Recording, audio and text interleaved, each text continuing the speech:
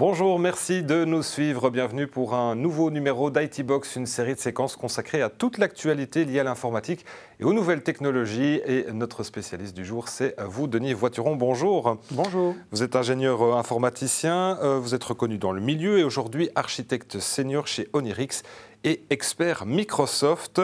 Alors pour ce nouveau numéro d'IT Box, on va s'intéresser aux différences entre la réalité augmentée et la réalité virtuelle. D'abord, est-ce qu'on peut simplement les définir, ces deux réalités? Oui, alors un vaste sujet effectivement, mais si on essaye, la majorité des gens, je pense, connaissent plus particulièrement, on a entendu parler, c'est de la réalité virtuelle.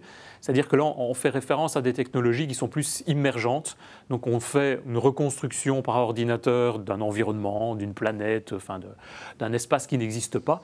Et on vient, via ces lunettes, complètement plonger la personne à l'intérieur de ce monde virtuel. C'est le casque, hein? C'est le casque, voilà.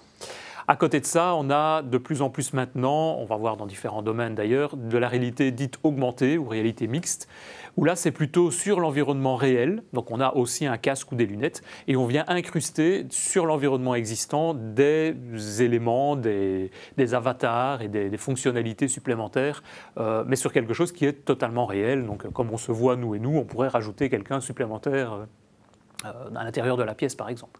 Alors, quand on pense aux films des années 80-90, on voyait ces casques, on imaginait que c'était très futuriste. Aujourd'hui, ça commence à devenir vraiment, ça rentre dans les mœurs en tout cas. Hein. Oui, ça devient quotidien, il y a différents usages.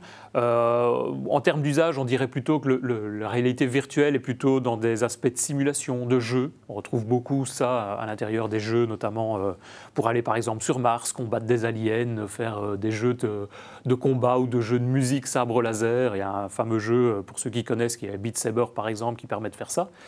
Alors qu'en réalité mixte, on va plutôt se retrouver dans des aspects plutôt liés au médical ou l'industriel ou même le militaire. Où on va pouvoir ajouter des indications, par exemple de manière médicale, on va voir quelqu'un, une personne réelle sur la table d'opération et on va pouvoir venir lui positionner ces différentes tumeurs, ces différents problèmes médicaux pour qu'on puisse aider à ce moment-là le médecin à pouvoir intervenir plus efficacement. Alors on a parlé de ces réalités virtuelles notamment, on pense évidemment beaucoup aux jeux vidéo. Quel est un peu l'avenir, comment est-ce qu'on pourrait retrouver en fait ces applications, vous venez d'en parler pour la médecine, mais comment on pourrait retrouver ces applications dans une entreprise?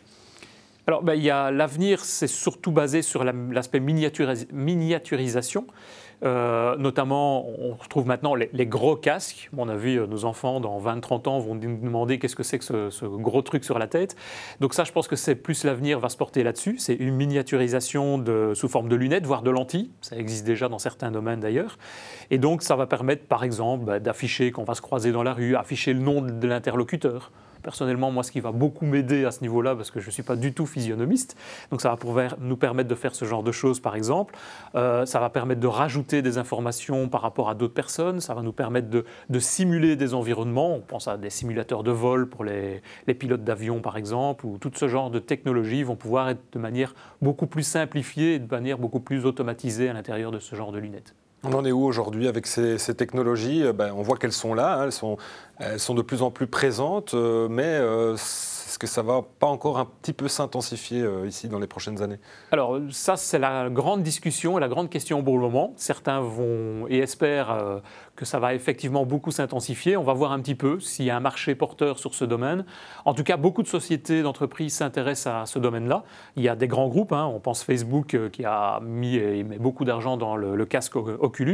Il y a HTC avec le Vive. Tout ça, c'est pour par exemple de la réalité virtuelle. Il y a PlayStation aussi, Samsung qui s'intéresse à ça. Maintenant, en réalité mixte ou réalité augmentée, il y a les fameux HoloLens de Microsoft qui sont très à la pointe là-dedans.